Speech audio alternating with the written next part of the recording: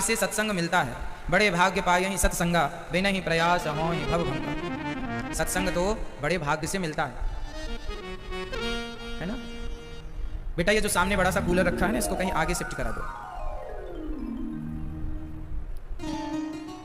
और ये जो बड़े बड़े पंपलेट लगे हैं ना सामने, फ्लैक्स दो, एक इस तरफ एक इस तरफ, इनको थोड़ा हटवा दो या ऊपर करवा दो। जो पीछे लोग बैठते हैं उनको दिखाई नहीं पड़ता इस तरफ। तो प्रिय भक्तों, आप सभी भाग्यशाली हैं। अंबिकापुर क्षेत्र में ये जो पावन कथा, पहली बार ये दास अनिरुद्ध को अंबिकापुर आने का अवसर मिला, और यहाँ पूरे क्षेत्र में इस कथा को लोग अपने घर में, जो यहाँ आ पा रहे हैं तो आस करके सुन रहे हैं, जो नहीं आ पा रहे हैं वो टीवी के माध्यम से पूरे देश के लोग कथा सुन रहे हैं। और अंबिकापुर का नाम सब तक पहुँच रहा है कि अंबिकापुर में पावन कथा का आनंद हो रहा है, छत्तीसगढ़ की पावन धरती पर। तो आप सभी लोग जो आसपास अंबिकापुर के वासी हैं, आप भी कथा श्रवण कर सकते हैं आकर, वरना घर के माध्यम से, टीवी के माध्यम से तो सुन ही रहे हैं। श्री बंसल परिवार, शास्त्र कहते हैं बड़े भाग्य पाए ही सत्संगा। बेटा आगे यहाँ शिफ्ट कर लो। बड़े भाग्य पाए ही सत्संगा, बिना ही प्रयास हो ही भव भंगा। बिना सत्संग के इस संसार से कोई भवसागर से पार नहीं हो सकता। इस संसार से पार जाना है, भवसागर को पार करना है, तो केवल भगवान की कथा है जो कि आप श्रवण करने जा रहे हैं। अपने पितरों के निमित्त ये भागवत जी का रसपान आप कर रहे हैं। निश्चित ही आपके पितर, उनकी बड़ी कृपा है जिसके कारण आप भागवत श्रवण कर रहे हैं। और उनका निश्चित ही, यदि किसी का कल्याण सदगति नहीं हुई तो भागवत जी से निश्चित ही उनकी सदगति होगी। भागवत सबकी सदगति करती हैं, जो जिस भाव से श्रवण करता है भागवत जी उसकी सदगति करती हैं। अभी 5 सितंबर से वृंदावन में भागवत जी की पोथी पाठ बैठने वाली हैं, जहां लोग अपनी पोथी पाठ करा के अपने पूर्वजों के निमित्त, अपने कल्याणार्थ, पूर्वजों के कल्याण के लिए भागवत जी का पावन सा अनुष्ठान कुछ लोग करने जा रहे हैं, कराने जा रहे हैं। आइए भगवान की अमृतमयी कथा को श्रवण करते हुए अपने जीवन को धन्य धन्य बनाएं। कल हमने कथा में सुना कि श्री परीक्षित जी महाराज को 7 दिन में मरने का श्राप लगा है। बेटा उसको खुलवा के यहां आगे लगवा दो। जिसे 7 दिन में मरना हो उसे क्या करना चाहिए? जिसकी आयु केवल 7 दिन की बची हो उसे क्या करना चाहिए? 7 दिन की आयु मतलब बहुत कम समय जिसका बचा हो, उसे क्या करना चाहिए? तो सुखदेव भगवान से राजा परीक्षित ने यही प्रश्न किया कि जिसके जीवन में 7 दिन बचे हैं वो क्या करे।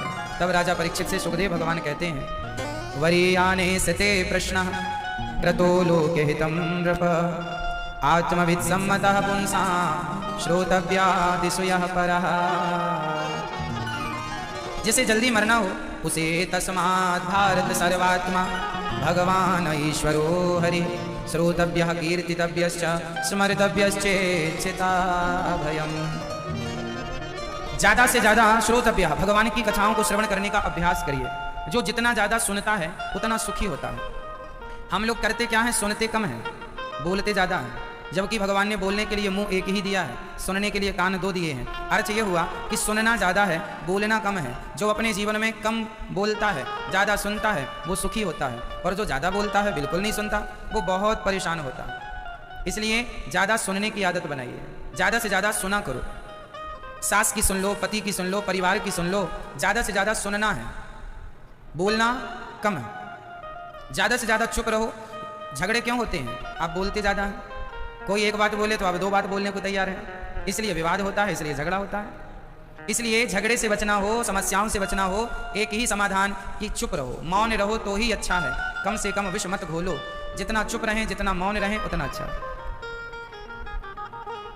सुखदेव भगवान कहते हैं, निद्रया ह्रियते नक्तं व्यवायेन च वावया दिवाचार्थे हया राजन् कुटुंब भरणेन वा। ज्यादा से ज्यादा जागो। हम लोगों का ज्यादा से ज्यादा समय किस में खर्च हो रहा है? नींद में। ज्यादा से ज्यादा हम लोग सो जाते हैं। जागिए, हमें सोना नहीं है। उठ जाग मुसाफिर भोर भई, अब रैन कहाँ तू सोवत है। जो सोवत है वो खोवत है, जो जागत है वो पावत है। इसलिए हमें ज्यादा से ज्यादा जागना है, ज्यादा से ज्यादा जागना है। कम से कम सोकर और अपना काम करना है। सुखदेव भगवान कहते हैं, क्या करें? हम अधिक से अधिक कीर्तन करें। ज़्यादा से ज़्यादा भगवान का कीर्तन करो, ज़्यादा से ज़्यादा भगवान की कथाएं सुनो। जितना हम कीर्तन करेंगे, जितना हम कथाएं सुनेंगे, उतना अधिक हमारा मन शुद्ध होगा, मन पवित्र होगा। मन की शुद्धि कीर्तन से। इसलिए अपने घर में आधा घंटा रोज कीर्तन करना चाहिए। हम कीर्तन नहीं करते, इसलिए हमारे घरों में अशांति है। सब कुछ होकर भी हम अशांत हैं, क्योंकि आज भगवान से हम जुड़े ही नहीं। हम भगवान से ऐसे जुड़े हैं औपचारिकता के रूप में। डर के मारे लोग पूजा पाठ कर लेते हैं, कहीं ये ना हो जाए वो ना हो जाए, इसलिए पूजा कर लो, इसलिए लोग पूजा कर लेते हैं। श्रद्धा बड़ी कम है, भक्ति बड़ी कम है, डर के कारण लोग पूजा पाठ कर लेते हैं कुछ लोग। पर हमें डर से नहीं, श्रद्धा से करना चाहिए। ज़्यादा से ज़्यादा जागना है और जाग कर भगवान का चिंतन। एक राजा बाजार गए तो वहाँ उन्हें 2 तोते मिले। एक तोता एक संत जी का था और एक तोता एक कसाई का था। दोनों तोते एक से थे, वजन एक सा, दोनों के रूप रंग एक से थे। जब राजा ने दोनों की कीमत पूछी तो दोनों की कीमत में जमीन आसमान का अंतर था। अंतर यह था कि जो कसाई का तोता था वो केवल 1 रुपए का था और जो संत का तोता था वो 100 रुपए का था। उस जमाने का 1 रुपए, उस जमाने का 100 रुपए काफी बड़ा था। एक संत जी का तोता 100 रुपए का और एक कसाई का तोता 1 रुपए का। राजा ने कहा भाई दोनों तो एक से हैं, रंग रूप भी एक सा है, फिर कीमत में इतना अंतर क्यों है? तब कहा कि आप इसे लेकर जाइए, पता अपने आप चल जाएगा। राजा ने दोनों को ले लिया। जो 1 रुपए का कसाई का तोता था उसे द्वार के बाहर, अपने घर के बाहर आंगन में टांगा, और जो 100 रुपए का तोता था उसे अपने कमरे में राजा ने पिंजरे में बंद कर टांग लिया कि देखूं तो सही कि दोनों में अंतर क्या है। तो जैसे ही सवेरे के 4 बजे, भोर के 4 बजे, उसी समय जो संत का तोता था उस तोते ने कहा, कबीर कबीरा सो कर क्या करे, उठ कर जपो मुरारी, एक दिन तो है सोवे ना लंबे पैर पसारी। तोते ने कहा, अरे राजन क्यों सो रहे हो? कबीरा सो कर क्या करे, उठ कर जपो मुरारी, उठो और भगवान का चिंतन करो। एक दिन तो है सोवना, एक दिन तो ऐसी नींद में हम सब सो जाएंगे कि फिर कोई जगाएगा तो हम जागेंगे ही नहीं। इसलिए अभी जाग सकते हो तो जाग कर भगवान का चिंतन कर लो, अभी सोने से क्या लाभ। राजा समझ गए कि ये तोता बहुत अच्छी बातें करता है, ये वास्तविक में कीमती है। और जो 1 रुपए का तोता था, राजा जब बाहर गए तो उसने देखा कोई आ रहा है, उसने तुरंत चिल्लाना शुरू किया, पकड़ो, मारो, काट डालो इसे। 2-4 गालियां और दे दी। राजा समझ गया कि ये 1 रुपए के लायक ही है। तो दोनों तोते एक से हैं, एक ही रंग के हैं, पर कीमत में अंतर है। क्यों? क्योंकि दोनों की संगति अलग अलग है। एक ने कसाई की संगति की तो कीमत 1 रुपए हुई, और एक ने सत्संग कर लिया, संत की संगति कर ली तो कीमत इतनी अधिक हो गई। बस जीवन में जितना अच्छा संग करोगे उतनी अच्छी आपकी कीमत होगी, उतना अच्छा आपका सम्मान होगा, उतनी अच्छी आपकी इज्जत होगी, उतनी अच्छी आपकी भाषा होगी, उतनी अच्छी आपकी बोली होगी, उतने अच्छे ही आपके संस्कार और आचरण होगा। इसलिए जीवन में सत्संग का, संग का बहुत बड़ा स्थान है। हम गृहस्थियों के जीवन में संगत बहुत बड़ी चीज है। आप किसकी संगत कर रहे हैं? महाभारत में दुर्योधन ने शकुनी की संगत की और अर्जुन ने भगवान श्री कृष्ण की संगत की। एक के सलाहकार शकुनी है तो एक के सलाहकार भगवान श्री कृष्ण है। यदि आपने भी शकुनियों जैसों से सलाह ली तो आपका भी हाल वही होगा जो दुर्योधन का हुआ, और आपने सलाह श्री कृष्ण से ली तो सलाह लेने से वही होगा जो अर्जुन का हुआ। जीवन दोनों का एक सा है, पर सलाह देने वाले बड़े मायने रखते हैं। सत्संग बहुत महत्व रखता है, इसलिए सत्संग करना सीखो, अपने बच्चों को सत्संग कराना सिखाओ। संगत बहुत बड़ी चीज है। गोस्वामी तुलसीदास जी कहते हैं, को न कुसंगति पाए न साही, कैकई जैसी माओ की कुसंग पाकर बुद्धि बिगड़ गई। कुसंग पाकर किसकी बुद्धि नहीं बिगड़ जाती। आप कितने भी अच्छे हैं, शराबी की संगत करेंगे तो आप शराब पीने लग जाएंगे, गंजेड़ी की संगत करेंगे आप गांजा पीने लग जाएंगे, आप किसी वैश्या की संगत करने लगेंगे आप भी वैश्यागामी हो जाएंगे, क्योंकि संगत का प्रभाव है। और आप सत्संग करेंगे, साधु संतों की संगति करेंगे, अपने आप आपके अंदर भक्ति और ज्ञान का रंग चढ़ने लग जाएगा। आपको कुछ करने की जरूरत नहीं है, केवल सत्संग, केवल सत्संग। जितना अधिक सत्संग कर लेंगे उतने अच्छे आप हो जाएंगे, उतना अच्छा आचरण आपका हो जाएगा, उतना अच्छा व्यवहार आपका हो जाएगा। इसलिए सुखदेव भगवान कहते हैं, राजन ज्यादा से ज्यादा कीर्तन किया करो, भगवान का खूब नाम जपा करो। अच्छा, नाम जपने से क्या होगा? नाम जपा था अजामिल ने। अजामिल के बेटे का क्या नाम था? मैया जी, अजामिल के बेटे का क्या नाम था? बोलो जोर से। मैया बताओ, मेरी माँ आप बताओ मैया, अजामिल के बेटे का क्या नाम था? क्या नाम था? नारायण। अजामिल के बेटे का क्या नाम था मैया? नारायण। अजामिल जब मरने लगा तो मरते समय उसने कोई पुण्य नहीं, कोई यज्ञ जप तप कुछ नहीं किया, केवल उसके मुख से नारायण निकल गया। तो नारायण निकल गया तो पार्षद गण आ गए, यमदूत लेने आए थे। मरते समय जो भगवान का नाम जपता है उसकी सदगति निश्चित होती है। तो अब कोई कहे कि हम तो आखिरी में ही नाम जप लेंगे, फिर सारी जिंदगी जपने का क्या अर्थ है? मरते समय नाम ले लेंगे तो जो सारी जिंदगी नाम जपेगा भगवान का, उसी के मुख से अंतिम समय भी भगवान का नाम निकलेगा। वरना लाख कोशिश कर लो, अंत समय भगवान का नाम निकलता नहीं है। उन्हीं के मुख से निकलेगा जो भगवान का चिंतन करते हैं। इसलिए आज से ही अपने कल्याण का साधन करना शुरू कर दीजिए, आज से ही भगवान का चिंतन करना शुरू करें। कुछ 100-200 का गणित अब देख लिया जाएगा कि भगवान का जब जन्म हुआ था तब भगवान का जन्म आज से 5542 वर्ष पहले हुआ, तो लगभग भगवान 5500 साल पहले द्वारिका के राजा 5500 लगभग 30, हाँ 5530 वर्ष पहले भगवान श्री कृष्ण द्वारिका के राजा बने थे। अब भगवान द्वारिका के राजा बने, हमने कह दिया, आपने सुन लिया, इतना नहीं, आज वैज्ञानिकों को पानी के अंदर वही द्वारिका जो भगवान ने जब लीला पूरी करके जाने लगे ना, तो पानी में भगवान ने द्वारिका डुबा दी थी, ऐसा भागवत जी में लिखा है। भगवान ने अपनी द्वारिका को पानी में डुबा दिया था।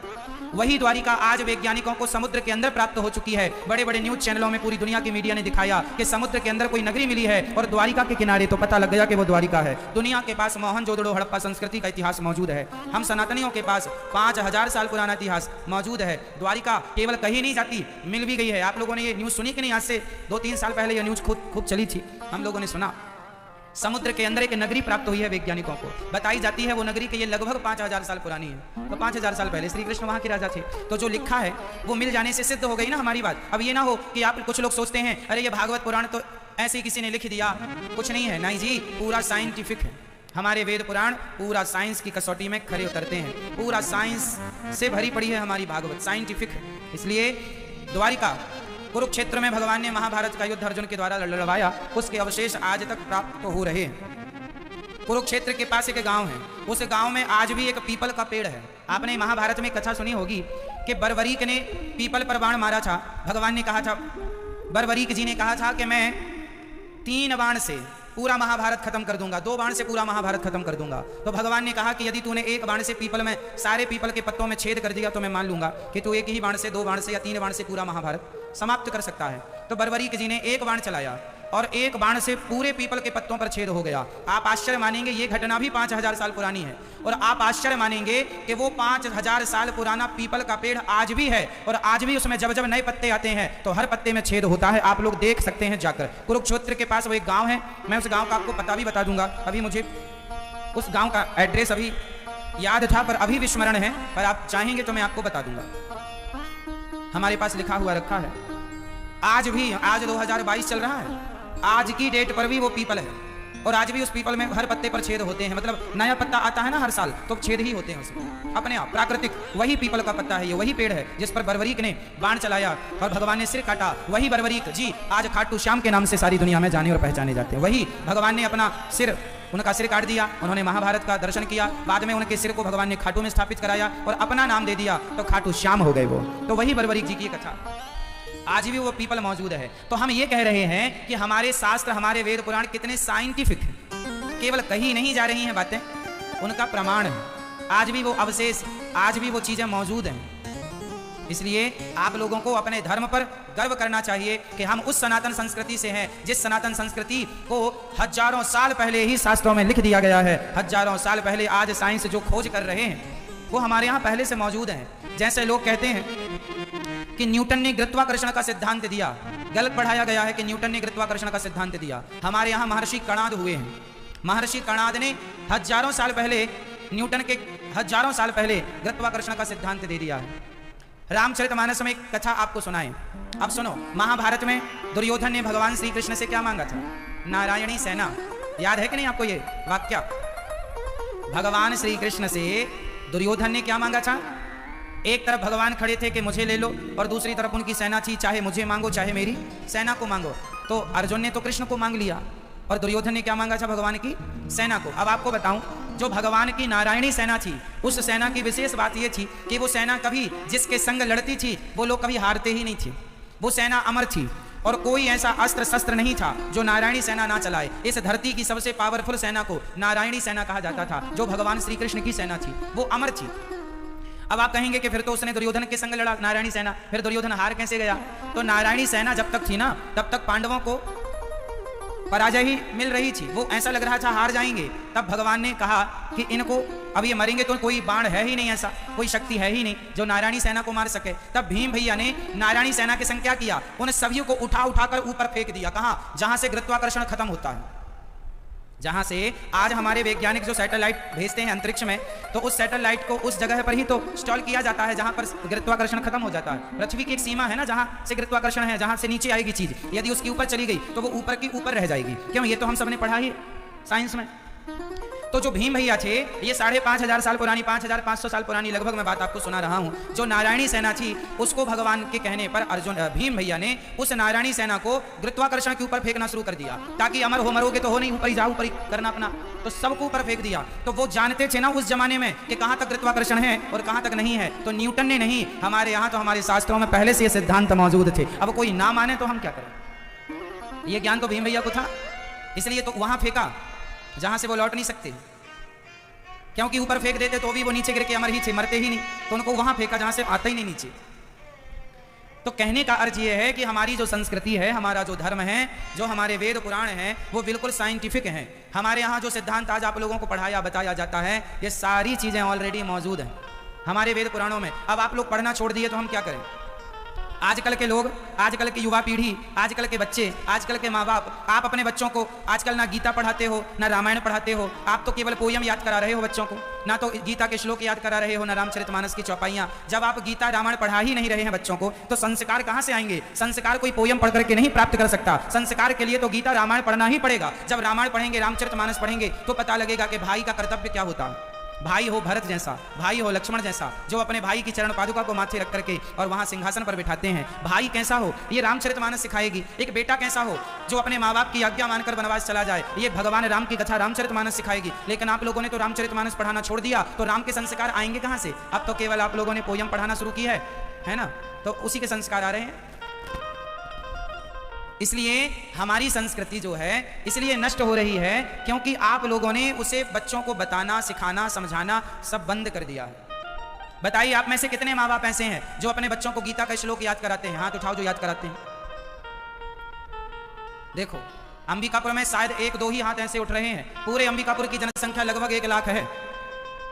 क्यों जी, अंबिकापुर की जनसंख्या कितनी है? 3 लाख। अच्छा 3 लाख, चलो अंबिकापुर की जनसंख्या लगभग 3 लाख है। और 3 लाख लोगों में कौन कौन से माँ बाप हैं जो अपने बच्चों को गीता पढ़ा रहे हैं? कौन कौन से बच्चे माँ बाप हैं जो अपने बच्चों को मंगल भवन अमंगलहारी चौपाइयाँ पढ़ा रहे हैं? सिया राम मैं सब जग जानी चौपाइयाँ पढ़ा रहे। क्यों नहीं पढ़ा रहे हैं आप लोग? जब आप ही अपनी संस्कृति का पालन नहीं करेंगे, आप ही अपनी संस्कृति का ध्यान नहीं रखेंगे, तो क्या पाकिस्तानी आएंगे गीता पढ़ने के लिए? क्या रामचरितमानस की चौपाइयाँ पाकिस्तानी पढ़ेंगे? कौन पढ़ेगा? आप अपने धर्म का पालन खुद नहीं करते और बाद में आप रोएंगे। यही आपकी गलती, आपके आंसुओं की जिम्मेदार होगी, जो आप अपने बच्चों को संस्कार नहीं दे रहे हैं। इसी कारण आपके बच्चे गलत रास्ते पर चले जाते हैं और वह पर बुढ़ापे में आपकी सेवा नहीं करते, संस्कारहीन हो जाते हैं। बाद में आप रोते हैं कि बच्चे बिगड़ गए। आपने बिगाड़ने में पूरा सहयोग किया। क्यों नहीं पढ़ाया आपने? क्यों नहीं संस्कार दिए आपने? क्यों नहीं सही रास्ते पर ले गए आप? आजकल लोगों को हम बोलते हैं तिलक लगाया करो अपने माथे पर। तिलक लगाने में शर्म आती है आपको। हम कहते हैं सिखा रखा करो चोटी। हम कहते हैं गीता रामायण पढ़ना सीखो। Good morning, good afternoon, good evening, good night कहना छोड़ो। जय श्रीमन नारायण, जय श्री कृष्णा, जय श्री सीताराम कहना स्टार्ट करो। लेकिन आपको गुड मॉर्निंग बोलने से फुर्सत नहीं मिल रही है। 26 अक्षर क्या पढ़ लिए, वही झाड़ने लगे। अरे हमारे पास तो 52 अक्षर हैं। बताओ जी, इंग्लिश में कितने अक्षर होते हैं? कितने? 26 ही होते हैं। और हमारी हिंदी में तो 52 अक्षर वाली भाषा श्रेष्ठ हुई कि 26 अक्षर वाली? तो फिर 52 अक्षर वाली जब भाषा श्रेष्ठ है, तो क्यों आपने उसे बोलना छोड़ दिया? क्यों आपने जय श्रीमन नारायण, जय श्री कृष्णा कहना छोड़ दिया? क्यों गुड मॉर्निंग, गुड आफ्टरनून बोलना स्टार्ट कर दिया आपने? इसलिए सनातन धर्म के सबसे बड़े दुश्मन कोई मुसलमान, कोई मुगल नहीं है, कोई अंग्रेज नहीं है। सनातन धर्म के सबसे बड़े दुश्मन हम हिंदू लोग ही हैं, जो अपनी संस्कृति का पालन नहीं करते, जो आप अपने धर्म का पालन नहीं करते, जिन्हें जय श्री राम बोलने में, जय श्रीमन नारायण बोलने में शर्म आ रही है, वही सबसे बड़े दुश्मन है सनातन के। जिन्हें तिलक लगाने में शर्म आ रही है, वही सबसे बड़े दुश्मन है सनातन धर्म के। जिन्हें गीता रामायण पढ़ने में शर्म आ रही है, वही सबसे बड़े दुश्मन है सनातन धर्म के। किसे आप दुश्मन कहेंगे? क्यों नहीं तिलक लगाते आप लोग? तिलक लगाना मतलब भाव ये होता है ना तिलक लगाने का कि हमारे माथे पर भगवान श्रीमन नारायण के चरण है। तिलक क्यों लगाया जाता है? तिलक इसलिए लगाया जाता है इस भाव से कि ये भगवान श्रीमन नारायण के चरण है, चरणों के भाव से कि मेरे माथे पर भगवान के चरण है। लेकिन आज तिलक लगाने में लोगों को शर्म आती है। गुटखा, तंबाकू, शराब पीने में शर्म नहीं आती। कोई तिलक लगाने लग जाए, महिला या पुरुष, तो लोग बड़ा मजाक बनाते हैं। कौन? अपने ही सनातनी हिंदू लोग। अरे बड़े तिलक लगाए हो, बड़ी मीरा बन रही है। कोई महिला तिलक लगाए और गले में तुलसी की माला पहन लेना, तो लोग उसका मजाक उड़ाते हैं, बड़ी मीरा बन रही है। तो आप लोग भी कह दिया करो, हाँ हम मीरा बन रही हैं, तू सूप नखा बन जा। हम तो मीरा बन रही है तो क्या बुरा? मीरा बनना कोई बुरा है? तू होगी सूप नखा, तेरी माँ होगी सूप नखा, तू बनाना अपनी बेटियों को सूप नखा। हम तो मीरा अच्छी। क्यों जी, मीरा अच्छी होती है कि बुरी होती है? जोर से। तो क्यों मजाक उड़ाते हो उन लोगों का जो तिलक लगाते हैं? आपको नहीं बोल रहा हूं, जो उड़ाते हैं मजाक उनको कह रहा हूं। मुसलमान कभी मुसलमान को देखकर नहीं हंसता कि तुमने टोपी क्यों लगा रखी है। मुसलमान कभी नहीं हंसता मुसलमान को देख करके तुमने टोपी क्यों पहनी है। लेकिन हिंदू लोग हंसते हैं कि तुमने तिलक क्यों लगा रखा है, तुमने माला तुलसी की क्यों पहन रखी है, तुम ही सबसे बड़े दुश्मन हो सनातन के। हम क्या कहें? ये दुर्भाग्य नहीं तो क्या है सनातन का? इसलिए हाथी चला बाजार कुत्ते लगे हजार, जो कहे कहने दो जमाने को। आप तो माथे पर तिलक लगाया करो, भगवान श्रीमन नारायण के चरण है, लगाया करो तिलक। तुलसी की माला गले में धारण किया करो, सनातनी हो ना। मैं आपसे सवाल कर दूं, बताइए आप कितने लोग ऐसे हैं, आपने आज तक अपने धर्म के लिए, अपने सनातन के लिए क्या किया है? सवाल मेरा आपसे है, बताइए आज तक आपने क्या किया है? आपने केवल अपने बच्चों का पेट भरा है, केवल अपने बच्चों के लिए पैसे जोड़े हैं। धर्म के लिए क्या किया है? सनातन के लिए कुछ नहीं किया।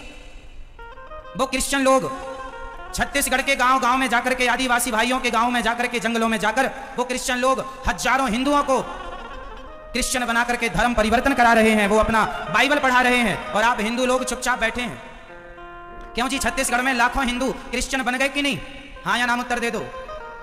गांव के कम पढ़े लिखे भोले भाई, भोले भाले हिंदुओं को क्रिश्चियन लोगों ने बरगला करके और धर्म परिवर्तन करा दिया कि नहीं? हिंदू से क्रिश्चियन बना दिया कि नहीं? हाँ या नाम उत्तर दो, हाँ या ना। वो लोग अपने धर्म के लिए अपनी बाइबल ले लेकर के जाते हैं, हिंदुओं को बरगला करके वो धर्म परिवर्तन करा देते हैं, और आप लोगों को समय नहीं अपने धर्म के लिए। आपने क्या किया? हम ये नहीं कहते कि किसी को तुम हिंदू बना दो, अरे जो हिंदू हैं उन्हें तो बचा लो, कम से कम उन्हें तो गीता और रामायण का उपदेश करके ज्ञान देकर उन्हें तो बचाओ। पूछा जाएगा कि आप हिंदू हैं, सनातनी हैं, क्या किया आप लोगों ने अपने धर्म के लिए? कुछ नहीं किया, केवल झगड़ा किया है, केवल पांव पकड़ के खींचा है, आपस में लड़े हैं, भाई से भाई लड़ रहा है, बाप से बेटा लड़ रहा है, पड़ोसी पड़ोसी से लड़ रहा है, आपस में लड़ रहे हैं, जातवाद का युद्ध लेकर के बैठे हैं। लेकिन अपने धर्म के लिए आपने क्या किया? कुछ नहीं। तिलक लगाना भी नहीं सीखा, तिलक लगाना भी तुम्हें शर्म आती है, तिलक लगाने में, तुलसी की माला पहनने में शर्म आती है, और कहते हो हम हिंदू हैं। आप लोग जब किसी का जन्मदिन आता है तो आप लोग पुष्प लेकर जाते हैं जन्मदिन में हैप्पी बर्थडे टू यू कहने के लिए, कोई कुछ लेकर गिफ्ट लेकर जाता है। मैं आपको बता दूं, जब किसी का जन्मदिन आया करे तो उसके जन्मदिन में उसे रामायण, उसे गीता गिफ्ट किया करो, ताकि वो इसी बहाने गीता पढ़ना सीखे, रामायण पढ़ना सीखे। तुम भी पढ़ो, बच्चों का जन्मदिन आए तो गीता गिफ्ट करो। बच्चों का जन्मदिन आए, शादी की सालगिरह आए तुम्हारे बड़े बूढ़ों की या बच्चों की किसी की, तो रामायण गिफ्ट करो, रामचरितमानस गिफ्ट करो, भागवत महापुराण गिफ्ट करो। क्यों नहीं देते आप लोग? आप तो बस एक फूल का गुलदस्ता बनाते हैं, ले जाके दे देते हैं। आपने हमें फूल दिया, ढेर सारे पुष्प दे दिया, हम क्या करेंगे? हम लेके रख देते हैं, कचरा हो जाता है, डस्टबिन में चला जाता है। क्या करता है आदमी? पैसे भी वेस्ट हुए, एक मिनट आप उसे हाथ में नहीं ले सकते, लेकर रख ही ना देते हैं, क्या फायदा है? गीता दिया करो बच्चों को जन्मदिन पर, शादी की सालगिरह पर। आप बताइए क्या देना सही है? आप सनातनियों को क्या करना चाहिए अपने धर्म के लिए? आप ही मुझे पढ़ा दो पाठ, क्या करना चाहिए? बच्चों का जन्मदिन, शादी की सालगिरह, अरे आज भगवान ने तुम्हें धनवान बनाया है। ये क्रिश्चियन लोग क्या करते हैं? गरीब तबके के लोगों के पास, हमारे आदिवासी भाइयों के पास जाते हैं, उन्हें 1000-2000 रुपए का राशन देते हैं, और 1000-2000 देकर कहते हैं देखो तुम्हारे बेटे को बुखार चढ़ी है, कोई हिंदू आया? कोई नहीं आया, हम आए हैं, हमारे धर्म में आ जाओ। वो भोला भाला आदमी बेचारा 1000-2000 के राशन में ही उसके धर्म को अपना लेता है। क्या हम हिंदुओं का धर्म नहीं है कि हम उन गरीबों की मदद करें? यदि हमें ईश्वर ने धनवान बनाया है तो हम भी लेकर जाएं। जब बच्चों का जन्मदिन आए तो गरीब तबके के बीच में जाया करो, राशन पानी लेकर, आटा चावल लेकर जाया करो, गरीबों को दिया करो। लो बच्चे, उनके बच्चों को कपड़ा दिया करो, उनके बच्चों को खिलौने दिया करो। क्या इंसानियत के नाते हमें किसी इंसान के काम नहीं आना चाहिए? क्या ये धर्म नहीं है हमारा? यदि ऐसे ही तुम अलग अलग रहे तो एक दिन हिंदू बट जाएगा, तुम्हारे पास क्या बचेगा? कुछ नहीं, खत्म हो जाएगा सब। लाखों, पूरे भारत में यदि मैं हिसाब लगाऊं तो करोड़ों हिंदू ऐसे हैं जो धर्म परिवर्तन की बलि चढ़ चुके हैं। हाँ या ना? कौन कौन बोल रहा है हाँ या ना?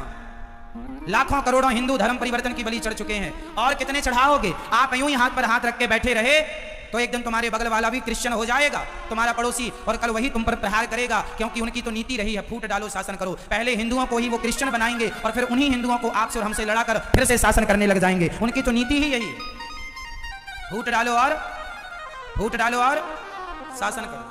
और आप हिंदू लोग good morning, good afternoon, English के 4 शब्द याद कर लिए, उसी को बस बस बस बोलने लगे। मैं बड़ा पढ़ा लिखा हूँ, इंटेलिजेंट हूँ, मुझे इंग्लिश आती है। लोग गर्व करते हैं इंग्लिश बोलने में। अरे मैं गर्व करता हूँ कि मैं हिंदी बोलता हूँ, मैं संस्कृत बोलता हूँ, मैं अपने राष्ट्रभाषा का वक्तव्य देता हूँ, उस भाषा में वक्तव्य देता हूँ। अपनी हिंदी है, हम वतन है, हिंदोस्ता हमारा। हम ये नहीं कहते कि इंग्लिश नहीं सीखना है, सीखो, इंग्लिश एक भाषा है, ज्ञान तो होना चाहिए हमें हर भाषा का। इंग्लिश बुरी नहीं है, पर हम इतने इंग्लिश ना हो जाएं कि हम अपनी संस्कृति को छोड़ दें, हम अपनी भारतीयता को भूल जाएं। इसलिए आपको अपनी संस्कृति बचानी है, आप ही बचाने वाले हैं और आप ही मिटाने वाले हैं। अब मिटाना है या बचाना है, मर्जी आपकी है। हम तो 7 दिन के लिए आए हैं आपको जगाने के लिए, आप मानो ना मानो, परंतु मान लोगे तो संस्कृति के लिए आप कदम बढ़ाएंगे, आप अपने धर्म के लिए कदम बढ़ाएंगे तो धर्म की रक्षा करने से पुण्य मिलता है। धर्म रक्षति रक्षितः, जो धर्म की रक्षा करता है धर्म भी उसकी रक्षा करता है, जो धर्म की रक्षा ना किया धर्म उसकी क्या रक्षा करेगा।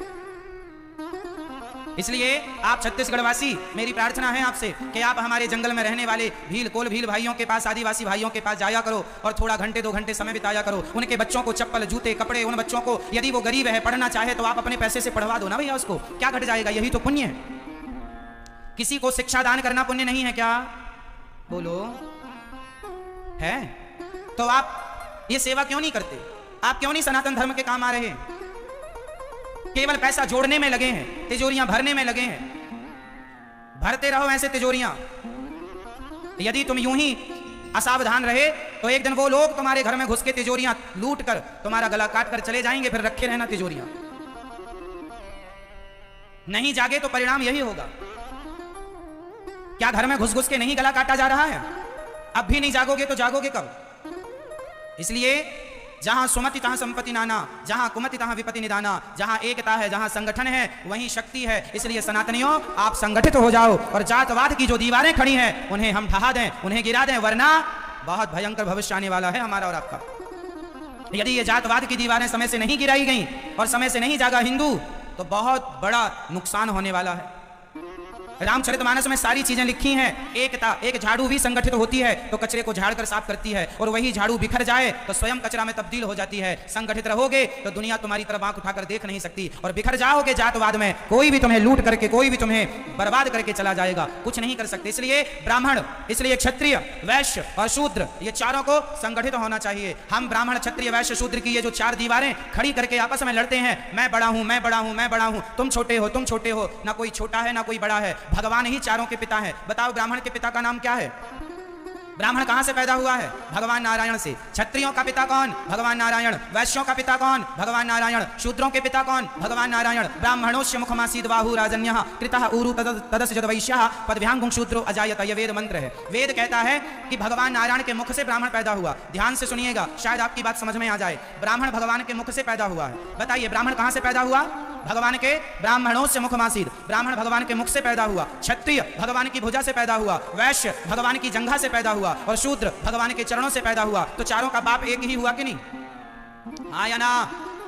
चारों का बाप कौन है? चारों का बाप जब एक है तो तुम चारों भाई हो गए, तो भाइयों की तरह क्यों नहीं रहते? क्यों आपस में लड़ते हो कि तू बड़ा है मैं बड़ा हूं? अरे आपस में एक दूसरे का सम्मान किया करो। मैं आपका आदर करूं, आप मेरा आदर करें, मैं आपकी इज्जत करूं, आप मेरी इज्जत करें। और इज्जत देने से इज्जत मिलती है, सम्मान देने से सम्मान मिलता है। सम्मान कोई खैरात में नहीं मिलता। मेरे बाप दादों को सम्मान मिला था तो मुझे भी मिलेगा, ये जरूरी नहीं है। मेरे बाप दादों के पास योग्यता थी तो लोगों ने सम्मान दिया, मेरे पास योग्यता होगी लोग सम्मान देंगे, नहीं होगी कोई सम्मान नहीं करेगा। और मैं सम्मान की भीख ना मांगू, भैया मेरा सम्मान करो। क्यों करो सम्मान? आप सम्मान के योग्य बनिए, लोग सम्मान करेंगे। सम्मान कोई भीख में थोड़ी मिलता है। जरूरी नहीं है कि आपका खानदान ऊंचा था, उनके कर्म अच्छे थे तो वो ऊंचे थे, उनका समाज इज्जत करती थी। अब तुम शराब पीने लग गए हो, गलत काम करने लग गए हो, समाज तुम्हारा कैसे सम्मान करेगी? सम्मान प्राप्त करने के लिए अपने आप को मेंटेन करना पड़ता है। सम्मान प्राप्त करने के लिए, सम्मान के योग्य बनने के लिए आपको अच्छे काम करने पड़ते हैं, तब समाज सम्मान करती है। मेरा मानना यह है कि ब्राह्मण, क्षत्रिय, वैश्य, शूद्र चारों एक बाप की संतान है, तो हम चारों को मिलजुल कर गले लगाकर भाइयों की तरह रहना चाहिए, एक दूसरे से गले मिलकर रहना चाहिए, कोई छोटे बड़े का भेद नहीं रखना चाहिए। मेरा मानना यह है। अब आपका क्या मानना है वो आप जाने। मेरी मानसिकता ऐसी है कि हम चारों, इसलिए ये दास अनिरुद्ध, आप कभी वृंदावन आना, हमारे गौरी गोपाल आश्रम में हमारी वृद्ध माताएं रहती हैं, 250 माताएं रहती हैं। वो माएं जिनके बेटों ने घर से निकाल दिया, दुत्कार दिया, मार कर, गालियां देकर निकाल दिया, वो माताएं हमारे गौरी गोपाल आश्रम में रहती हैं। और ये दास अनिरुद्ध, मैं स्वयं सभी माओं के चरण दबाता हूं। हमारी माताएं जो हैं उनमें कुछ माताएं ब्राह्मण माताएं हैं, कुछ माता क्षत्रिय माँ है, कुछ माता वैश्य माताएं हैं, कुछ माएं शूद्र माताएं हैं। मैं बिना जात पूछे, मैंने आज तक किसी प्रकार का किसी माँ से ना भेदभाव किया, ना जात पूछा। मैं चारों माओं के चरण दबाता हूं बिना जात धर्म पूछे कि आपकी जात क्या है। मैं सभी के पांव दबाता हूं, चाहे ब्राह्मण माँ हो, क्षत्रिय माँ हो, वैश्य माँ हो या शूद्र माँ हो। जब मैं भेद नहीं करता तो आप क्यों भेद करें? जब भगवान राम ने भेद नहीं किया, माता शबरी के घर जाकर बेर खाए, तो मैं कौन होता हूं भेदभाव करने वाला? जब भगवान ने निषाद राज को गले लगाया तो मैं कौन होता हूं निषादों को अपमानित करने वाला? मैं क्यों ना सबको गले लगाऊं? और एक बात बताऊं, सबको गले लगाकर आगे बढ़ने में ही सबकी समझदारी है। चारों को हम सनातनी लोग, अभी गणेश जी का उत्सव आ रहा है, अभी सारे गांव में, सारे शहर में, पूरे भारत में, गली मोहल्ले, घर घर गणेश जी रखे जाएंगे और गणेश जी जाने के कुछ दिन बाद माता दुर्गा जी का उत्सव आएगा। जय माता दी, जय माता दी हम लोग मनाएंगे। आपके अंबिकापुर में भी दुर्गा उत्सव होता होगा। गली गली माता दुर्गा भगवती हम लोग बिठाते हैं। बताइए दुर्गा माँ के कितने हाथ होते हैं? बोलो मैया, ओ पंचायती मैया, मेरी माँ सुन लो, बताओ दुर्गा मैया के कितने हाथ होते हैं? कितने? 10? ये पीछे मैया 10 कह रही हूं, ऐसे 8। दुर्गा मैया के कितने हाथ होते हैं? 8। कभी आपने सोचा है कि दुर्गा मैया के 8 हाथ क्यों होते हैं? कोई आपसे कहे कि किसी स्त्री के 8 हाथ कैसे हो सकते हैं, तो मैं आपको बताऊं, इस धरती की प्रत्येक स्त्री के 8 हाथ होते हैं। यहां तक कि जितनी माताएं बहनें मेरे सामने बैठी हैं, आप सबके हाथ 8 ही हैं। कैसे? एक स्त्री ही है जो एक साथ एक समय पर बहुत सारे काम करती है। बच्चे को टिफिन बना रही है, बच्चे को ड्रेस पहना रही है, तभी ससुर ने आवाज लगाई, बहू चश्मा कहाँ, दौड़कर जाकर चश्मा देती है। पति ने कहा जरा चाय बनाओ, तुरंत चाय चढ़ा देती है। एक समय पर एक स्त्री 8 काम करती है, इसलिए 8 हाथ होते हैं। जितना एक समय में काम स्त्री कर सकती है उतना पुरुष नहीं कर सकता, इसलिए प्रत्येक स्त्री के 8 हाथ होते हैं। बताओ एक समय में स्त्री बहुत सारे काम करती है कि नहीं? बच्चे का स्कूल भेजने का समय है, उसी समय ससुर ने कुछ मांगा तो दिया, सास ने कुछ मांगा तो दिया, पति ने कुछ मांगा तो दिया, और बच्चे को समय से स्कूल भेज करके उसे व्यवस्थित टिफिन इत्यादि ड्रेसअप पहना करके भेजती है। एक स्त्री सबकी सेवा करती है, एक हाथ से नहीं, 2 हाथ से नहीं, 8 हाथ से। और 8 हाथ का एक दूसरा अर्थ है। अच्छा ये बताओ, कितने लोगों को खड़ा किया जाए तो 8 हाथ होंगे? कितने लोगों को जोड़ा जाए कि 8 हाथ हो जाएंगे? 4। दुर्गा मैया कहती हैं तुम चारों जिस दिन एक हो गए, चारों कौन? ब्राह्मण, क्षत्रिय, वैश्य, शूद्र, तुम चारों जिस दिन एक हो जाओगे तुम्हारे 8 हाथ हो जाएंगे और तुम्हारी शक्ति 8 गुनी बढ़ जाएगी और तुम फिर शेर को भी अपने बस में कर लोगे। अंग्रेजों की क्या कहें। दुर्गा मैया किसकी सवारी करती हैं?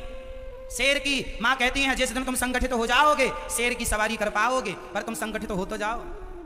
तुम्हें तो भाई भाई से लड़ने से फुर्सत नहीं मिल रही है, देवरानी जेठानी को लड़ने से फुर्सत नहीं मिल रही है। हम हिंदुस्तानी पाकिस्तानी इतना नहीं लड़ते जितनी सास बहुएं लड़ती हैं, जितना देवरानी जेठानी लड़ती हैं। वो पाकिस्तान रोज सीज फायर करता है, यहां सास कर रही है, घर में रोज सीज फायर कर रही है, रोज मर्यादा तोड़ के घुस जाती है बहू के, हाँ, और गालियां देने लग जाती है। कभी बहू घुस जाती है सास के मर्यादा तोड़ करके, जो नहीं बोलना चाहिए वो भी बोल देती है, बहू भी सास भी। यहां वो पाकिस्तान अपनी मर्यादा तोड़े पड़ा है, यहां ये बहू सास तोड़े पड़ी है। अब आपको समय मिल जाए आपस में लड़ने से तो फिर थोड़ा देश के बारे में सोच लीजिएगा, थोड़ा समाज के बारे में सोच लीजिएगा। अब आपको फुर्सत ही नहीं, आप तो बिजी रहती हैं। और लड़ने झगड़ने से समय मिल गया तो प्रपंच भी तो करना है पड़ोसन से 2 घंटे तक। पंचायत वो कौन करेगा? उसके किए बिना भोजन नहीं पचता लोगों का। यदि हम आपस में लड़ बैठेंगे तो देश को कौन संभालेगा? कोई भी बाहर वाला अपने घर से हमें निकालेगा। दीवानों जरा होश करो, मेरे देश प्रेमियों, आपस में प्रेम करो। देश प्रेमियों, हमें आपस में प्रेम करना चाहिए और प्रेम से ही रहना चाहिए। रहोगी मैया? आप लोग तो नहीं झगड़ा करती हो सास बहू देवरानी जेठानी? अंबिकापुर में कितनी देवरानी जेठानी ऐसी हैं, कितने भाई भाई ऐसे हैं जो एक भाई दूसरे भाई की शक्ल देखना पसंद नहीं करता। एक ही थाली में खाने वाले भैया, एक संग सोने वाले भैया, एक ही पैंट को बदल बदल कर पहनने वाले भैया, एक ही शर्ट को बदल बदल कर। छोटा जब आप लोग अपने भाई के साथ थे तो भाई की शर्ट पैंट पहन लेते थे कि नहीं? अदला बदली होती थी कि नहीं? हाँ, हमारी बनियान वो पहन लिया, उसकी हम पहन लिए, हमारा पैंट वो पहन लिया, उसका हमने पहन लिया, हमारी शर्ट उसने पहन ली, उसकी शर्ट हमने, उसके पैसे हमने खर्च कर लिया, हमारे उसने खर्च कर लिया। कितना प्यार था आपका। लेकिन वही भाई जब बड़ा हो जाता है तो एक दूसरे से इतना नफरत करने लग जाता है, एक दूसरे की शक्ल देखना पसंद नहीं होती। क्या हो गया है तुम भाइयों को? क्या हो गया है? ये नफरत का बीज बो के तुम प्राप्त क्या कर लोगे? क्या बांध कर ले गए तुम्हारे बाप दादे और क्या बांध कर ले जाओगे तुम? क्यों लड़ते हो? क्यों नहीं मिलजुल कर रहते हो? कब समझ में आएगी हिंदुओं को, कब समझ में आएगी आप लोगों को ये जरा जरा सी बातें कि प्यार से रहना सीख लो, झगड़ा लड़ाई खत्म करो, मिलजुल के रहो। प्यार जहां होता है वहां सुख शांति समृद्धि होती है। एक बार लक्ष्मी जी यहाँ अंबिकापुर में ही एक सज्जन रहा करते थे। लक्ष्मी जी उनसे बोली, भैया राम राम, मैं चली 15 दिन बाद तेरे घर से चली जाऊंगी मैं। अब वो आदमी डर गया। लक्ष्मी माँ से बोला, माँ क्या गलती हो गई, आप हमारे घर से क्यों चली जाएंगी, क्या गलती हो गई? लक्ष्मी जी बोली, नहीं नहीं, अब हम तुम्हारे घर से चली जाएंगी, 15 दिन और रहेंगी, इन 15 दिनों में हमसे कुछ तुम मांग लो, जो मांगोगे मैं देकर जाऊंगी, मैं जाऊंगी जरूर, मांग लो। बूढ़ा आदमी था, समझदार था, उसने कहा मैं घर में एक चर्चा कर लूं फिर मांगता हूं। तो उसने उसके 2 बेटे थे, दोनों बेटों को बुलाया, दोनों बहुओं को बुलाया, अपनी पत्नी को बुलाया, अपने पोता पोतियों को बुलाया, सबको घर में बिठाया और बूढ़े आदमी ने घर में प्रस्ताव रखा, सुनो जी, लक्ष्मी माँ कल हमारे सपने में आई और बोली कि हम तुम्हारा घर छोड़ के जा रहे हैं, कुछ वरदान मांग लो। तो बताओ हम लोग क्या मांगे लक्ष्मी जी से? तो बेटे ने कहा कि पैसा मांग लो, किसी ने कहा सोना मांग लो, किसी ने कहा जमीन जायदाद मांग लो, किसी ने कहा ये मांग लो वो मांग लो। पर कहा कि जब लक्ष्मी जी जा ही रही हैं तो मांग भी लेंगे तो ठहरेगा कितने दिन? कितनी भी जमीन जायदाद हो, लक्ष्मी जी है ही नहीं तो वो तो धीरे धीरे खत्म हो ही जाएगा। बहुत मंथन किया गया कि लक्ष्मी जी से मांगा क्या जाए, क्या मांगा जाए, क्या मांगा जाए, कुछ समझ नहीं आया। तब छोटी बहू उसने कहा मैं एक निवेदन करूं। हाँ हाँ बेटा बताओ क्या मांगना चाहिए। छोटी बहू ने कहा आप लक्ष्मी जी से ये मांग लो, लक्ष्मी जी से कहना माँ आप जाना चाहती हैं तो जाइए, पर मुझे एक वचन देकर जाइए। क्या? बोले आपके जाने के बाद हम परिवार में आपस में कभी झगड़ा लड़ाई नहीं होगा, हम सभी आपस में सदा प्रेम से रहें। यदि लक्ष्मी जी चली गई तो आपस में झगड़ा होगा, इसलिए मांग लो कि हम आपस में प्रेम से रहें। बस हमारे परिवार में एक दूसरे के लिए प्रेम, एक दूसरे का हम आदर सत्कार करते रहें, ये मांग लो। उस ससुर जी को बात अच्छी लगी कि ठीक है हम प्रेम मांग लेते हैं, क्योंकि जब लक्ष्मी जी नहीं होती ना तो झगड़ा हो जाता है जरा जरा से पैसों के लिए। तो लक्ष्मी जी से उन्होंने कहा कि हे माँ आप जा रही हैं तो जाइए, पर हमें एक वचन देकर जाइए कि हम परिवार में सभी लोग आपस में प्रेम से रहें और कभी हमारे आपस में झगड़ा ना हो। लक्ष्मी जी बोली तुमने तो ऐसा मांग लिया जिस घर में प्रेम होता है, जिस घर में सदा एक दूसरे के लिए प्रेम होता है, मैं सदा वहीं तो रहती हूँ, अब मैं तुम्हें छोड़कर कभी नहीं जाऊंगी। जहाँ प्रेम है वहाँ मैं हूँ, जहाँ झगड़ा है लक्ष्मी जी वहाँ से चली जाती है। इसलिए प्रेम जहाँ होगा, सुमति जहाँ होगी, एकता जहाँ होगी, प्यार जहाँ होगा, वहाँ सदा लक्ष्मी जी होंगी, और जहाँ झगड़ा लड़ाई होगा बस वहाँ से लक्ष्मी जी तुरंत विदा हो जाएंगी। इसलिए जहाँ सुमति तहाँ संपत्ति नाना, जहाँ कुमति तहाँ विपत्ति निदाना। जहाँ एकता है, जहाँ सुमति है, वहाँ सब कुछ है। इसलिए भगवान से यही प्रार्थना की जाए कि हम प्रेम से रहें, प्रेम से रहें। हमारे मध्य आज श्री अमरजीत भगत जी जो छत्तीसगढ़ शासन में मंत्री जी हैं, एक बार तालियों के साथ आपका स्वागत करें। छत्तीसगढ़ के माननीय मंत्री जी समय निकालकर कथा श्रवण करने के लिए आए हैं, आपका बहुत बहुत स्वागत है। प्रिय भक्तों, सुखदेव भगवान राजा परीक्षित जी से कहते हैं कि राजन भगवान का जितना हम चिंतन कर लें वो अपना धन है। सुखदेव भगवान ने भगवान श्रीमन नारायण से, भगवान ब्रह्मा जी से प्रकट कौन हुआ? श्री वाराह भगवान। फिर उन्होंने सृष्टि प्रारंभ की। वाराह भगवान प्रकट हुए और उन्होंने सृष्टि उत्पन्न की, पृथ्वी को स्थापित किया। बोलिए वाराह भगवान की। पृथ्वी स्थापित की। ब्रह्मा जी ने मनु और शत्रुपा को जन्म दिया। मनु शत्रुपा के द्वारा ब्रह्मा जी की सृष्टि आगे चली। मनु शत्रुपा जी की 3 संतानें हुई, आकुति, देवहूति और प्रसूति। आकुति का विवाह रुचि प्रजापति से हुआ, देवहूति का विवाह कर्दम जी से हुआ।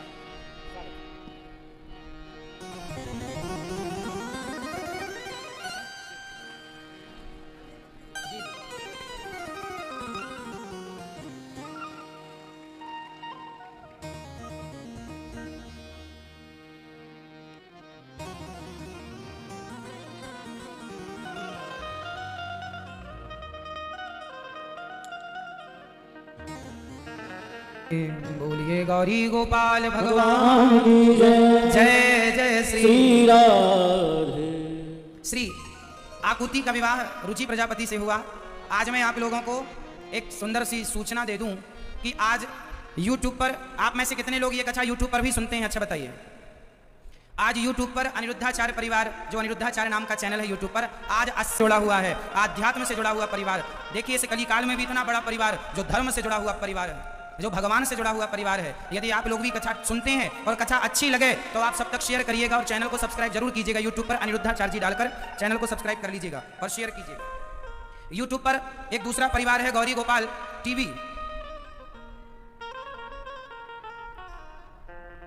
परिवार। उस परिवार में 20 लाख लोग पूरे हो गए हैं। यदि हम पूरा परिवार जोड़ दें फेसबुक पेज और YouTube का, तो लगभग 150 लाख लोगों का परिवार, मतलब 1,50 लाख लोगों का परिवार पूरा हो चुका है। यदि सबको जोड़ दिया जाए तो 1.5 करोड़ लोगों का परिवार।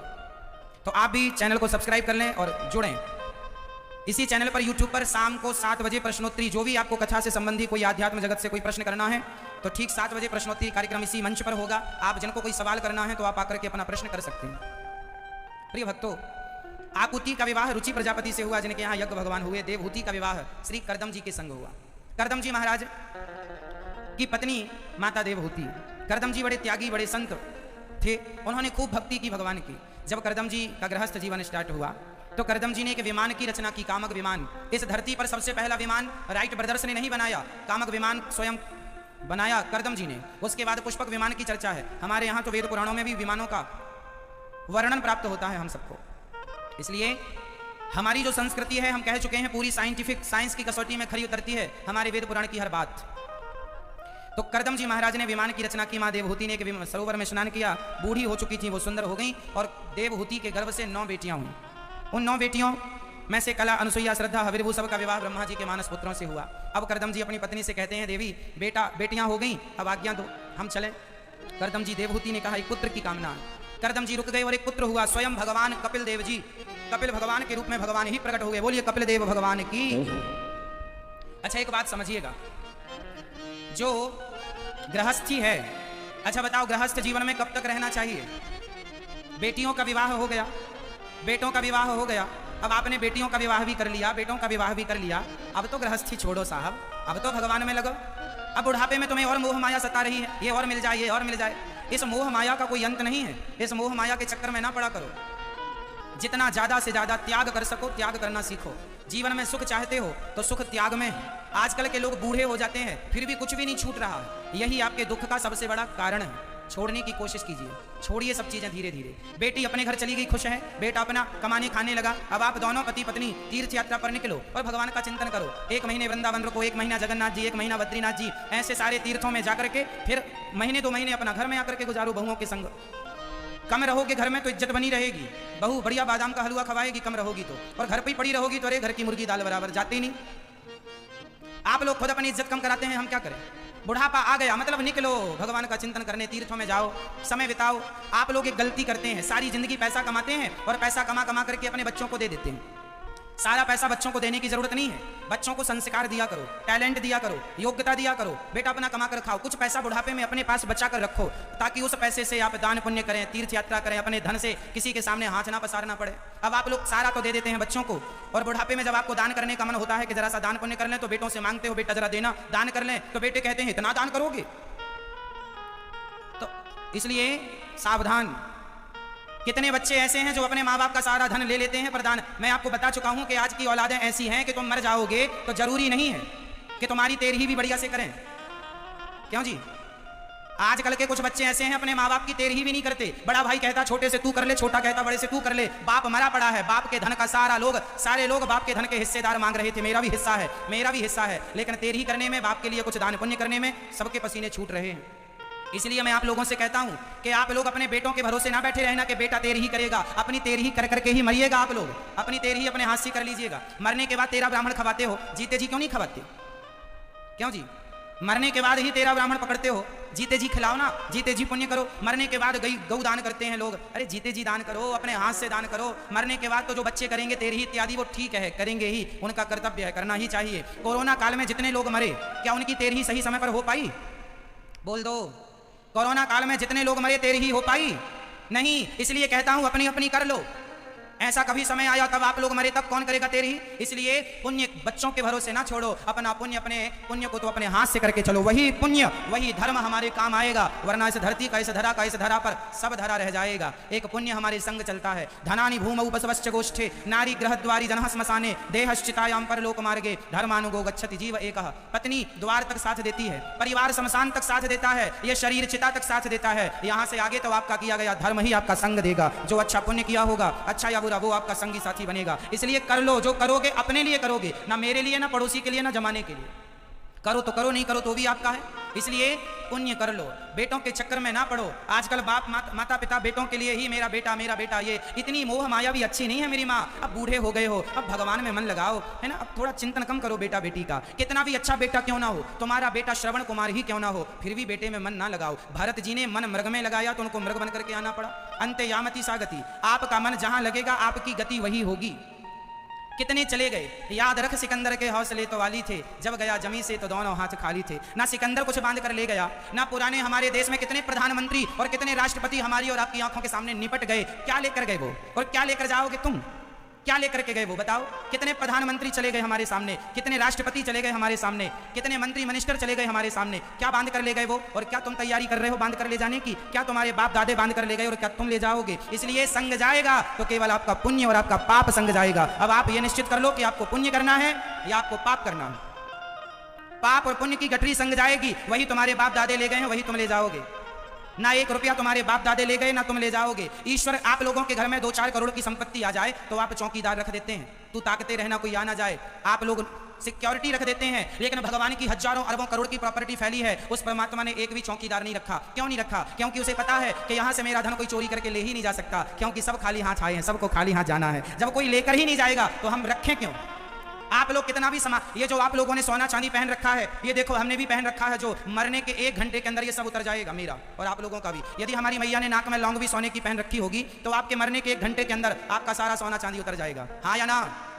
बोलो हाँ। हमारी माताएं इतना मोटा मोटा चांदी का पाँव में पहनी रहती है ना, बेड़ियां, तुम मरो, मरते ही उतर जाएगी, नहीं उतरेगी तो वारी से काट लिया जाएगा, पाँव भले कट जाए, तुम मरो बस। तो जो हमारा धन है, मीराबाई कहती हैं मेरे तो गिरधर गोपाल दूसरो ना कोई पायो जी, मैंने राम रतन धन पायो। मेरा धन तो मेरे श्री कृष्ण है, मेरा धन तो मेरे राम है। इस धन के सिवा कोई भी धन आपका संगी साथी नहीं बन सकता। ये सारा धन यहाँ के लिए है, उपयोग कीजिए, उपयोग कीजिए, बस उपयोग करके छोड़िए। जैसे कमल का पुष्प कीचड़ में रहता है, पर कीचड़ में रहकर भी वो कीचड़ से अलग है, उसी प्रकार आप भी रहो। आप गृहस्थ में रहो, जिम्मेदारियां पूरी करो, काम करो, पैसे कमाओ। हम ये नहीं कहते कि आप पैसे ना कमाओ, नहीं जी, पैसे कमाना चाहिए, खूब पैसा कमाओ, खूब नाम कमाओ, खूब इज्जत कमाओ, खूब परोपकार करो, खूब सेवा करो, सब कुछ करो, पर करते हुए ये भाव रखो कि ये कुछ भी मेरा नहीं है, ये कुछ भी मेरा। जैसे आप लोग ट्रेन में यात्रा करते हैं तो ट्रेन में जिस सीट पर आप लोग बैठते हैं, आप कहते हैं ये मेरी सीट है, मेरी सीट है, पर आपका स्टेशन आते ही आप उस सीट को ऐसे छोड़ते हैं कि छोड़ने के बाद पलटकर उस सीट की तरफ नहीं देखते। फिर कोई कहे आओ जी बैठो इस सीट पे, नहीं हमारा स्टेशन आ गया हम जाएंगे। फिर कोई बिठा ले, नहीं अभी तो कह रहे थे मेरा मेरा, बैठो, नहीं अब नहीं बैठेगा। जैसे आपने ट्रेन की सीट को अपना माना, आप बैठे भी, पर समय आने पर आपने उसे बहुत समझदारी से छोड़ दिया। उसी प्रकार ये संसार में आप बैठो, संसार में रहो, लेकिन ये समझो कि एक दिन आपका स्टेशन आएगा तो वैसे ही संसार को छोड़ देना जैसे ट्रेन की सीट को आपने अपना स्टेशन आते ही छोड़ दिया था। आपका भी स्टेशन आ रहा है, बाल पक रहे हैं धीरे धीरे, अब समय आ रहा है, बुढ़ापा आ रहा है, आपका भी स्टेशन करीब है। अब आप लोग उतरने की तैयारी कर ही नहीं रहे तो हम क्या करें? स्टेशन आने के पहले लोग अपना बोरिया बिस्तर तैयार कर लेते, भाई स्टेशन आने वाला, आपका भी स्टेशन आने वाला है, समय कम है, चली जा रही है उम्र धीरे धीरे, पता ही नहीं चला कब बुढ़े हो गए, पता ही नहीं चला कब मौत की घड़ी आ गई। इसलिए मौत आए उसके पहले मन मंदिर में गोविंद आकर के बैठ जाए, यही जीवन की सार्थकता है। ये हृदय में भगवान बैठ गए तब तो मरना अच्छा है, और माया ही बैठी रही, मेरा मेरा मेरा बेटा, मेरी बेटी, मेरा परिवार बैठा रहा। कई लोग मरते हैं तो मरते समय मेरा बेटा, मेरी बेटी, उसी को याद, सारी जिंदगी उन्हीं को देखा है और मरते समय भी उन्हीं को देख देख के मर गए। ये कुत्तों की मौत नहीं तो क्या है? हम तो कहते हैं आप लोग मरने के पहले सावधान, घर से निकल जाओ, मरना भला है दूर का जहां न अपना कोई, पशु पक्षी भोजन करें कोटि यज्ञ फल होए। घर में मरोगे घर वाले मरने भी नहीं देंगे। अंबिकापुर में एक सज्जन मर रहे थे, बूढ़े थे, बहुत ज्यादा उम्र हो चुकी थी। लोगों ने गाय का गोबर लीप करके उन्हें लिटाया जमीन में कि प्राण निकलने वाले हैं, गंगा जल डाला, मुख में तुलसी का दल डाला, मरने वाले थे। अभी मरे नहीं कि रिश्तेदार आ गए, बेटी आ गई, बेटा आ गया, पोता आ गया, पोती। जिंदा थे तो कोई शकल दिखाने नहीं आया, मरने लगे सब लोग आके रोने लगे, हिलाते हैं हमें पहचानो, हमें पहचानो। कोई सिर हिला रहा, कोई हाथ हिला रहा, कोई पाँव हिला रहा। हाँ, जिंदा थे। जब जरूरत थी बेटों की, जब जरूरत थी बेटियों की, जब जरूरत थी पोता पोतियों की, एक ना आया और मरने लगे, हिलाए। इतनी भीड़ भाड़ की ऊपर ही गिर गए, बुढ़ऊ के बुढ़ऊ निपट गए गिरने से। ये दुनिया के लोग आपको आराम से मरने भी नहीं देंगे, हाँ या ना? तभी सारे लोगों को याद आता है ये मेरा है, ये मेरा है, मेरा है।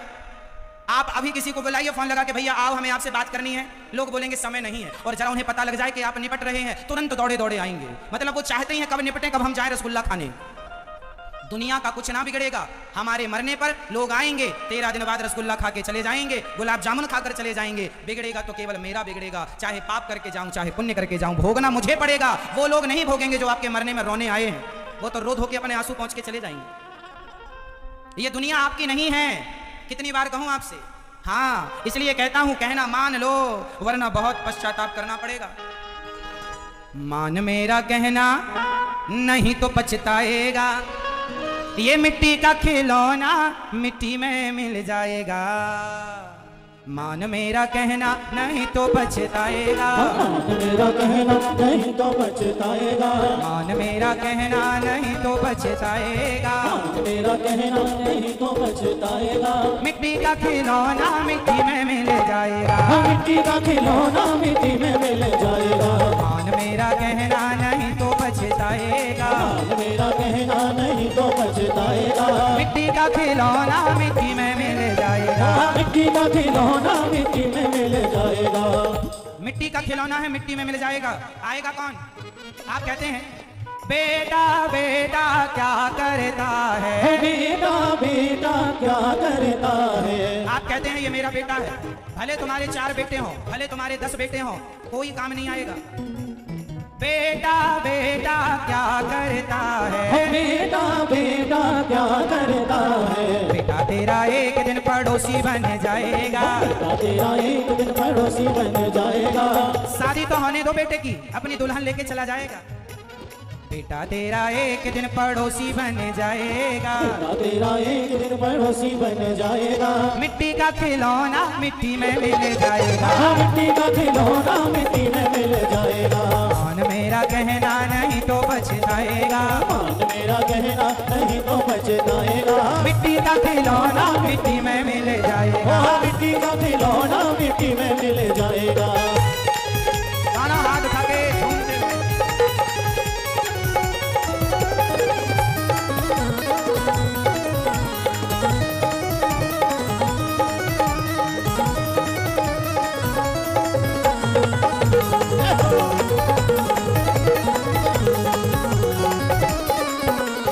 बेटी बेटी क्या करता है, बेटी बेटी क्या करता है। आप कहेंगे कि बेटा काम नहीं आया तो बेटी काम आएगी, काम तो कोई नहीं आएगा।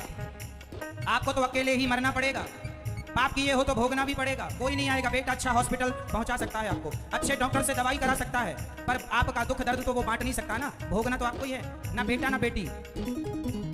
बेटी आपके यहाँ केवल 7 दिन के लिए आए, 7 दिन पूरा हुआ हम चले जाएंगे कि नहीं अपना काम करके। ऐसे ही हम लोग अपना अपना काम करने आए हैं, कोई 10 साल के लिए, कोई 50 साल के लिए, कोई 70 साल, कोई 100 साल। आपका काम पूरा हुआ, चलो उठाओ अपना बोरिया बिस्तर, छुट्टी। आप लोगों के बाप दादों की छुट्टी हो गई कि नहीं? क्यों नहीं ये बताओ मेरी माँ? बस तो आप भी तैयारी में लगो, यात्रा पूरी होने को आई है। ये जिंदगी यात्रा है, इसलिए भगवान का चिंतन। कपिल भगवान का जन्म होते ही करदम जी निकल गए। आज माता देवहूति ने हाथ जोड़कर भगवान श्री कपिल देव जी से प्रश्न किया। हाथ जोड़कर माने कहा, निर्विण्णा नितराम भूमन सदिंद्रिय दर्शनात् येन संभाव्यम, निर्विण्णा नितराम भूमन सदिंद्रिय दर्शनात् येन संभाव्यमानेन प्रपन्नांधम तमः प्रभो। माता देवहूति कपिल भगवान से कहती हैं कि प्रभु मेरा मन बड़ा अशांत है, बताइए मेरा मन शांत कैसे होगा?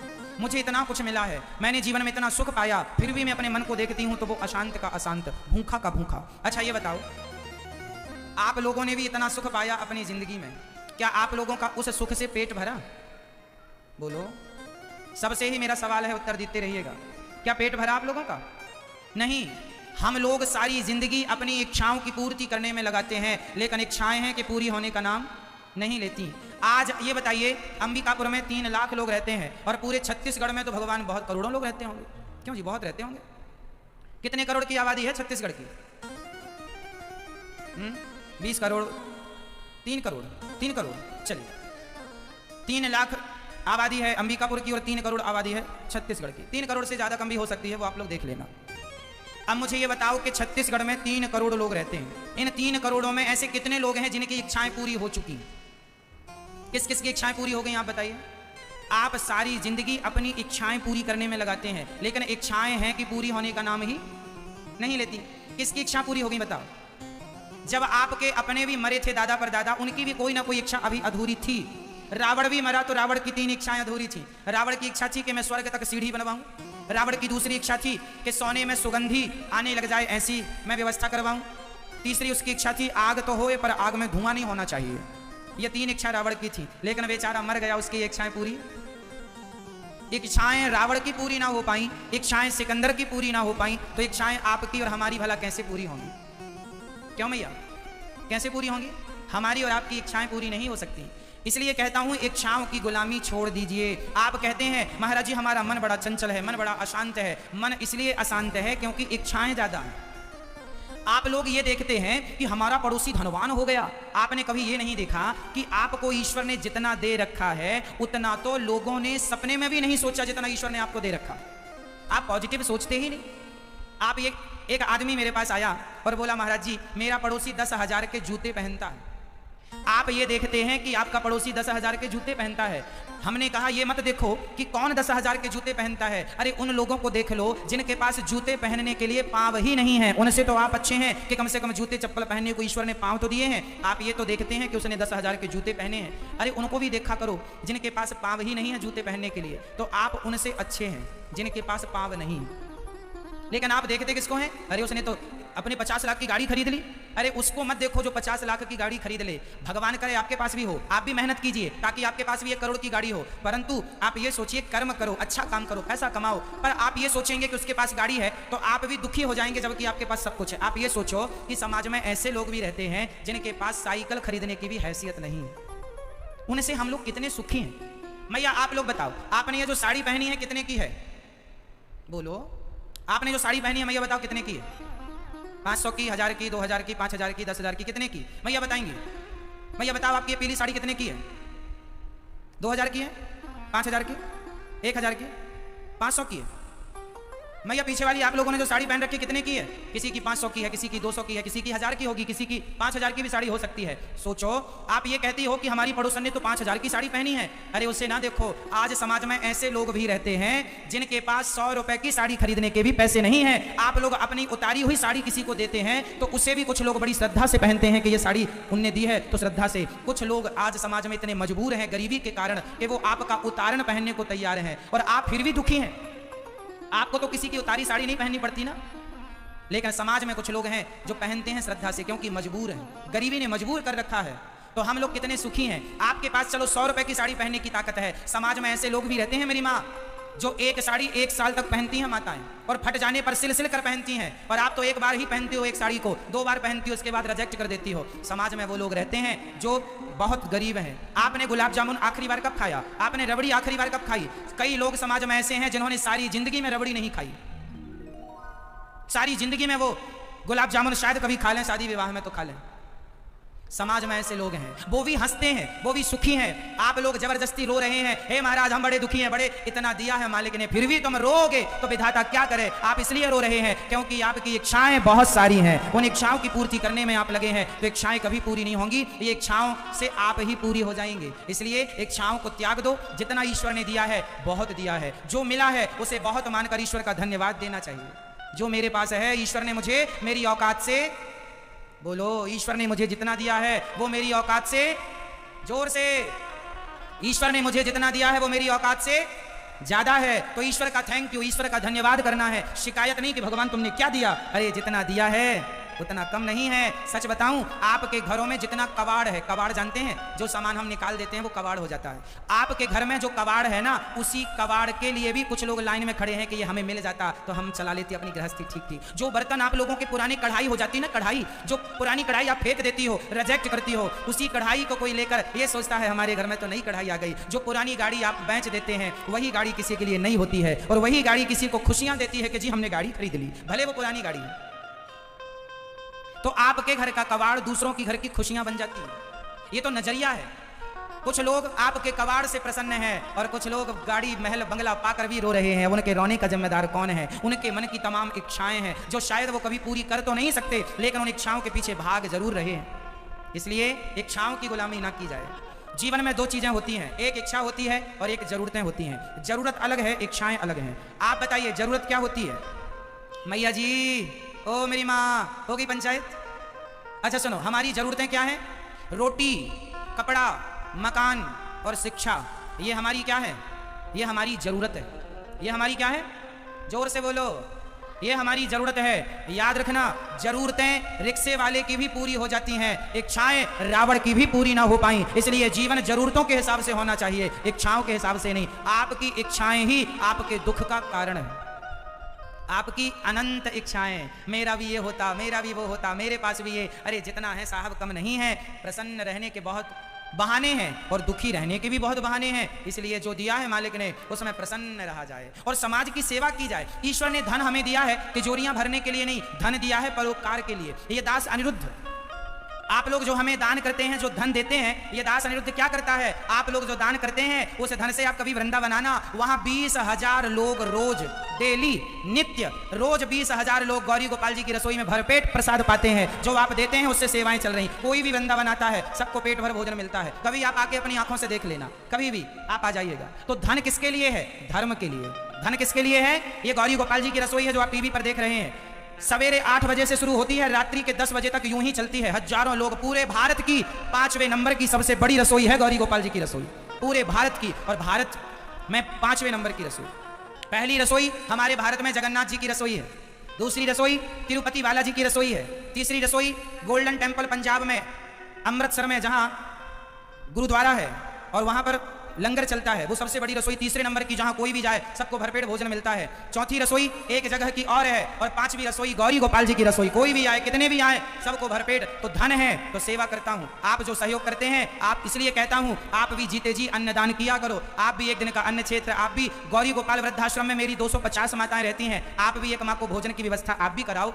तो जो बच्चे अपनी माँ को घर से निकाल देते हैं ना साहब, वो माताएं गौरी गोपाल वृद्धाश्रम में रहती हैं। ये दास अनिरुद्ध हम स्वयं माँ की सेवा करते हैं।